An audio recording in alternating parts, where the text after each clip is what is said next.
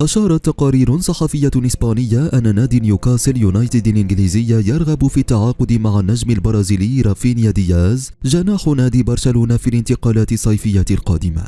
ووفقا لصحيفة الموندو ديبورتيفو الإسبانية، فإن النادي الإنجليزي قد وضع رافينيا في قائمة الانتقالات لتعزيز خط الهجوم، بعد أن قررت إدارة الفريق دعم تشكيلة إيدي هاو ببعض العناصر استعدادا للموسم المقبل. ويعد رافينيا صاحب 26 عاما من اللاعبين المفضلين لدى الماكبايز، إذ حاول النادي التعاقد معه عندما كان لاعبا في ليدز قبل الانضمام إلى برشلونة.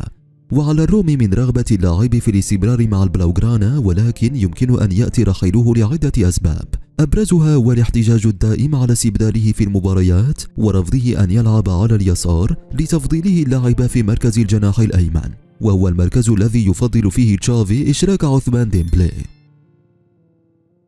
من إسبانيا سنبدأ الجولة والحديث المستمر في الصحف الكتالونية عن إمكانية عودة ليونيل ميسي إلى بيته القديم.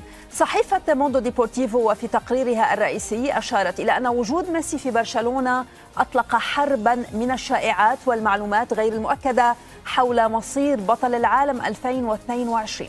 الصحيفة أكدت أن أحدث المعلومات تشير إلى أن ميسي كان لديه عشاء مع العديد من زملائه السابقين في برشلونة، من بينهم أقرب أصدقائه سيرجيو بوسكيتس وجوردي ألبا. الصحيفة أوضحت أن برشلونة ينوي التعاقد مع ميسي كلاعب حر لأسباب عاطفية مرتبطة بعودته بعد رحيله الحزين عام 2021، وأيضا لأسباب رياضية نظرا للأداء العالي الذي لا يزال يتمتع به النجم الأرجنتيني.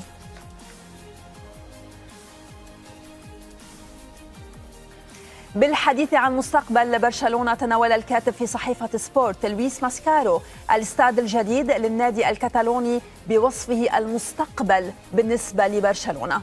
الكاتب ماسكارو جزم أن مستقبل برشلونة يمر بلا أدنى شك عبر إسباي برشلونة، وأضاف: إذا تم بناء استاد كامب نو سبوتيفاي الجديد سيحصل النادي على الدخل الذي يحتاجه ليصبح كيانا مستداما.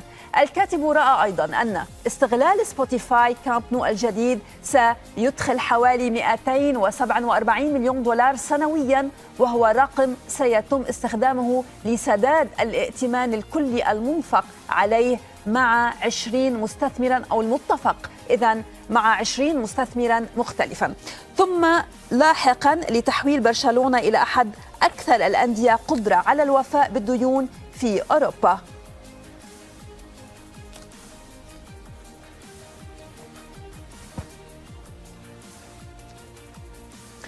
غوندوغان الهدف الأول لخط وسط برشلونة.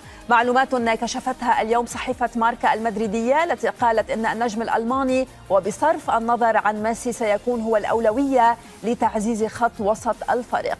الصحيفة أكدت أن الإدارة الرياضية في برشلونة تعمل منذ عدة أسابيع على العملية، مع الأخذ في الاعتبار أن عقد اللاعب ينتهي في 30 من يونيو.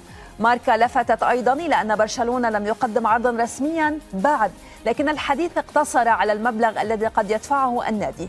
كان الهدف الأكبر لبرشلونة، تقول الصحيفة، هو معرفة مدى استعداد غوندوغان لترك السيتي، وكانت الاستجابة إيجابية.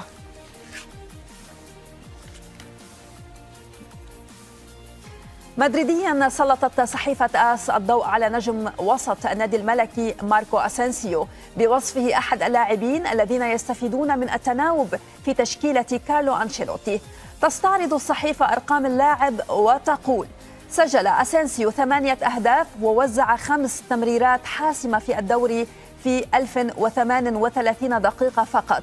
آس لفتت أيضا إلى أن أسينسيو يسجل حضوره الأفضل في مباراته الأخيرة كانت كابوسا لسيلتا فيغو.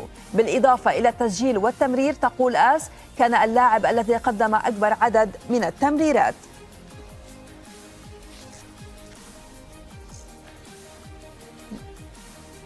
جولتنا في إنجلترا نبدأها من قلعة سبيرز، حيث التخبط الإداري لا حدود له، على حد تعبير صحيفة الديلي ميل التي خصصت اليوم عبر الكاتب مات بارلو تقريرا وجهت من خلاله سهام النقد إلى رئيس النادي دانيال ليفي تحت عنوان: المشاكل التي تعصف بتوتنهام منذ سنوات يتحمل مسؤوليتها دانيال ليفي وحده. فبعد أن وصل الفريق إلى ذروته في العام 2017 بدأت الأخطاء الإدارية تقع دون توقف. الكاتب أضاف: الرئيس ليفي هو المسؤول عن إهدار الأموال على لاعبين تمت المبالغة في تقدير قدراتهم، بالإضافة إلى أن مقاومة الرغبة في إعادة تعيين بوتشيتينو مدربا للفريق هو خطأ يضاف إلى رصيد رئيس النادي.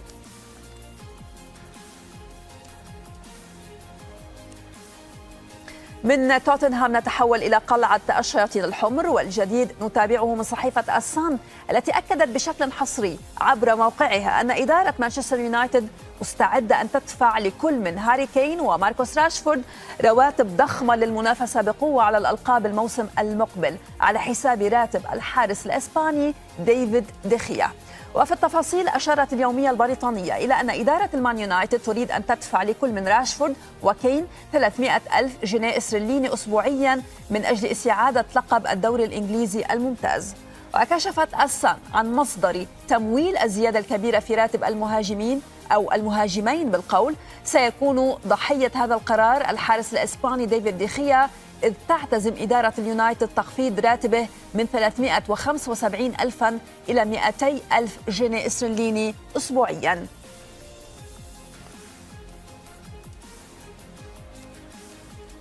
إذا مشاهدينا، مع هذا الخبر نكون قد وصلنا إلى ختام حلقة جرايد اليوم. شكرا على حسن المتابعة، وفي أمان الله.